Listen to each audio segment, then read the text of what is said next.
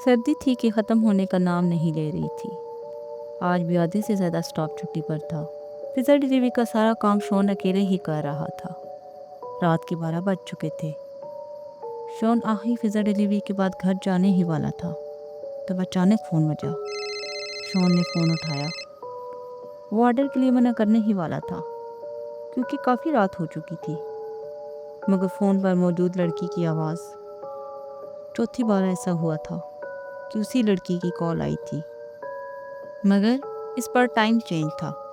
पहले 3 दफ़ा कॉल दिन 12 बजे आई थी, मगर आज रात 12 बजे। इस ऑर्डर पर हमेशा शॉन को अच्छी टिप मिलती थी, इसलिए शॉन ने ऑर्डर के मुताबिक लार्ज साइज़ पिज़्ज़ा पैक किया और निकल पड़ा। शॉन को कच्चे और सुनसान रास्ते से गुजर कर जाना था। सड़क के दोनों तरफ घने दरख्त थे। रात की खामोशी में सिर्फ खौफनाक जानवरों की आवाज़ें सुनाई दे रही थी। कोई भी लाइट न होने की वजह से अंधेरा बहुत ज़्यादा था। शॉन को खौफ महसूस होने लगा। पहले भी 3 दफ़ा इस रास्ते से वो गुजर चुका था, मगर शायद दिन होने की वजह से उसे अजीब नहीं लगा। वो जल्द अज जल्द पिज़्ज़ा डिलीवर करके वापस जाना चाहता था। एड्रेस पर पहुंचकर शॉन ने दस्तक दी। घर के अंदर मुकम्मल अंधेरा था। कोई भी लाइट नहीं जल रही थी। आज कुछ तो अजीब था। शॉन को घबराहट और खौफ महसूस होने लगा। वो बगैर पिज़्ज़ा डिलीवर किए वापस जाने का सोच ही रहा था कि घर के अंदर एक लाइट ऑन हो गई।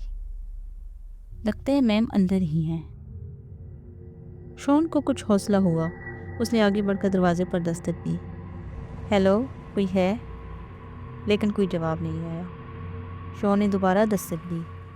Pizza delivery ma'am. दरवाज़ा आहिस्ता से खुद ब खुद खुल गया। शॉन अपनी हिम्मत बढ़ाता हुआ अंदर दाखिल हुआ। हॉल में एक ही लाइट जल रही थी, जिसकी रोशनी बहुत कम थी। हेलो, कोई है? प्लीज़ अपना पिज़्ज़ा ले लीजिए। अचानक शॉन को ऐसे महसूस हुआ कि कोई उसके पीछे से भाग कर गया है। शॉन ने घबरा कर पीछे मुड़कर देखा तो वो बहुत ज़्यादा डर गया। एक खौफनाक बूढ़ी औरत एक बच्चे के साथ चेयर पर बैठी थी। वो खौफनाक नज़रों से शॉन को घूर रही थी। मैम, मैं कब से दस्तक दे रहा था। आपका पिज़्ज़ा। शॉन वहाँ से भाग जाना चाहता था। मैम प्लीज़ पेमेंट कर दें, पहले ही बहुत देर हो चुकी है।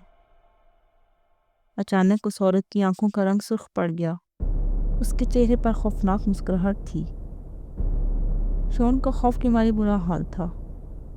पिज़्ज़ा उसके हाथों से गिर चुका था। वो जैसे तैसे करके घर से बाहर भागा और बाइक लेकर वहाँ से भाग पड़ा। खौफनाक कहकाओं और चीखों की आवाज़ उसका पीछा कर रही थी। शॉन बाइक दौड़ा रहा था। अचानक वो औरत और बच्चा बाइक के सामने आ गए। औरत के हाथ में एक चाकू था। शॉन बाइक पर कंट्रोल न रख सका और गिर पड़ा। वो औरत शॉन की तरफ बढ़ रही थी। शॉन ने बमुश्किल दोबारा बाइक स्टार्ट किया। अंधेरा होने की वजह से उसे कुछ नज़र नहीं आ रहा था। वो बगैर पीछे देखे बाइक दौड़ा रहा था। जैसे तैसे करके शॉन घर पहुंच गया। उसने फ़ौरन पुलिस को कॉल करके सारी सिचुएशन के बारे में बताया। चंद घंटों के बाद शॉन को पुलिस स्टेशन से कॉल रिसीव हुई कि उसके बताए हुए घर में कुछ नहीं मिला सिवाय उस पिज़्ज़ा के जो शॉन वहाँ फेंक आया था। पुलिस ने मज़ीद बताया कि वो घर तो कई सालों से बंद पड़ा है, वहाँ कोई नहीं रहता। शॉन की रूह तक कांप गई। फिर वो लड़की जो हमेशा पिज़्ज़ा रिसीव करती थी, और आज वो बच्चा और वो बूढ़ी औरत कौन थे? शायद इस सवाल का जवाब किसी के पास भी नहीं था। शॉन को कभी ये समझ नहीं आया कि वो पिज़्ज़ा ऑर्डर करने वाली लड़की उस रात कहाँ थी। 2 माह गुजर गए। सब कुछ रूटीन के मुताबिक होने लगा। शॉन इस वाक़े को भूलने की कोशिश कर रहा था। आज फिर शॉन की नाइट शिफ्ट थी। शॉन बताए हुए एड्रेस पर पिज़्ज़ा डिलीवर करने गया, بیل بجانے پر دروازہ فوراً کھل گیا۔ شون اندر داخل ہوا، لیکن اسی لڑکی کو دوبارہ اپنے سامنے دیکھ کر شون نے اپنے ہوش کھو دیے۔ دروازہ بند ہو چکا تھا۔ اس کے بعد شون کا کچھ پتہ نہیں چلا۔ فرینڈز، اگر آپ اسی اسٹوری کا پارٹ 2 دیکھنا چاہتے ہیں تو پلیز کامنٹ کر کے اپنی قیمتی رائے سے آگاہ کریں۔ اس طرح کی ہارر اسٹوریز کو دیکھنے کے لیے چینل کو سبسکرائب کریں اور بیل آئیکن بھی پریس کر دیں، اور کامنٹ کر کے اپنی قیمتی رائے سے آگاہ کیا کریں۔ بہت بہت شکریہ۔